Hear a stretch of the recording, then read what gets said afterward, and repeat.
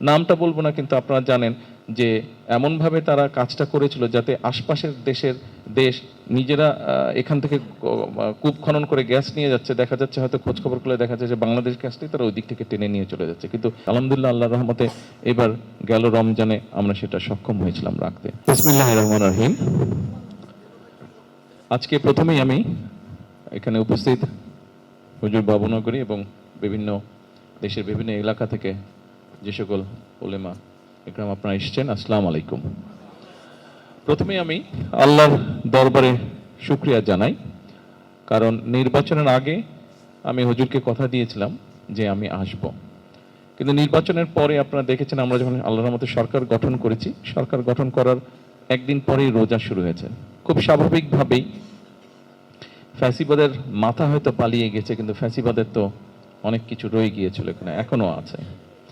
এবং স্বাভাবিকভাবে রোজার সময় কেউ কেউ সুযোগ কিছু নেওয়ার চেষ্টা করে, তাদের সেই সুযোগের কারণে সাধারণ মানুষ আবার কষ্ট ভোগ করে, জিনিসপত্রের দাম নিত্য প্রয়োজনীয় যেগুলা।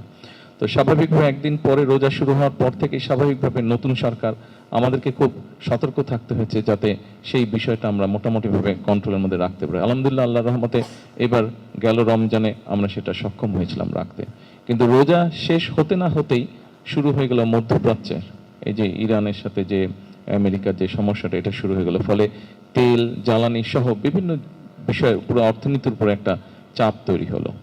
এই বিভিন্ন কারণে বিভিন্ন বিষয়ে দেখভাল করতে গিয়ে আমার আসতে দেরি হয়ে গেছে। তারপরে আমি আল্লাহর কাছে হাজারো শুকরিয়া জানাই যে আজকে আল্লাহ আমাকে সেই রহমত দিয়েছেন, আমি এসে আমার সালামটা হুজুরকে আজকে দিতে পেরেছি।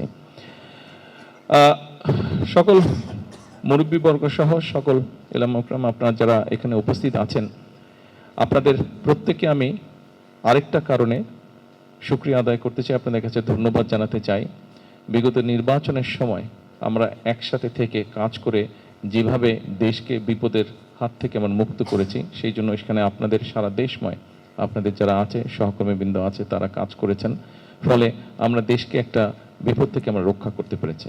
তবে একটা জিনিস আমি বলবো, যেই একসাথে যেই কাজটা আমরা করেছি, যেটা হুজুরের নির্দেশে আপনারা সবাই করেছেন, হুজুরের দোয়ায় আপনারা উনি দোয়া করেছিলেন, সেই জন্য আমরা সফল হয়েছি আল্লাহর রহমতে। তবে সমস্যাটা আমাদের এখনো শেষ হয়ে যায়নি। বিগত ফ্যাসিবাদের সময় আপনারা দেখেছেন যে সারা দেশে কিভাবে দেশের মানুষের অর্থ সম্পদ লুটপাট করে এই দেশ থেকে বিদেশে পাচার করে দেওয়া হয়েছিল। এর বাইরেও নির্বাচনের আগেই হোক নির্বাচনের পরে হোক, আমি দেশের বিভিন্ন জায়গায় গিয়েছি। যখন বিভিন্ন জায়গায় গিয়েছি অথবা বিভিন্ন জায়গার মানুষ যখন আমার কাছে এসছে কথা বলেছে, প্রত্যেকটা জায়গাতে আমি দেখেছি বিভিন্ন রকম সমস্যা আছে, বিভিন্ন সমস্যা আমি নিজেও দেখে এসেছি। কাজেই শিক্ষার কথা বললেন, এই যে এখানে একজন বললেন যে হাসপাতালের বিষয়ে বললেন, এরকম হাসপাতালের দাবি আছে, স্কুল কলেজের দাবি আছে, রাস্তাঘাটের দাবি আছে, বিভিন্ন কর্মসংস্থানের দাবি আছে।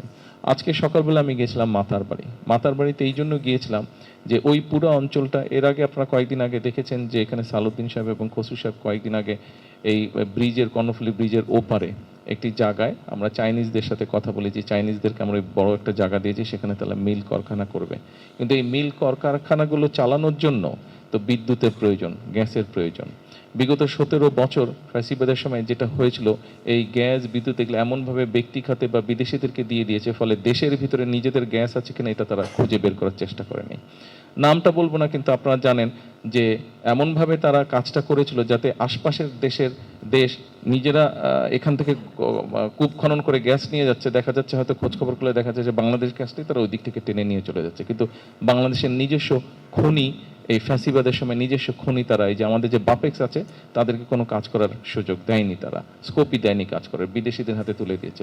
তো এই যে পরিকল্পনাহীনভাবে যে কাজ করা হয়েছে, অথবা কাউকে ব্যক্তি স্বার্থ উদ্ধারের জন্য কাউকে কাজগুলো দিয়ে দেওয়া হয়েছে, ফলে হয়েছে কি এটার সমস্যা। এই যে বেশ কিছুদিন ধরে ধরেন গ্যাসের একটা দুর্ঘটনার জন্য গ্যাসের একটু সমস্যা আছে, আশা করি ইনশাল্লাহ আল্লাহর মতে আগামী 5-7 দিনের মধ্যে এটা ঠিক হয়ে যাবে, সমস্যা কিছুটা কমে আসবে। বিদ্যুতের সমস্যা আছে আমরা জানি, কিন্তু ওই যে ফ্যাসিবাদের সময় পরিকল্পনাহীনভাবে যে কাজগুলো হচ্ছে, ফলে তার খেসারত তারা কিন্তু অর্থ করে নিয়ে গেছে, কিন্তু তার খেসারত এই দেশের মানুষকে এখন দিতে হচ্ছে।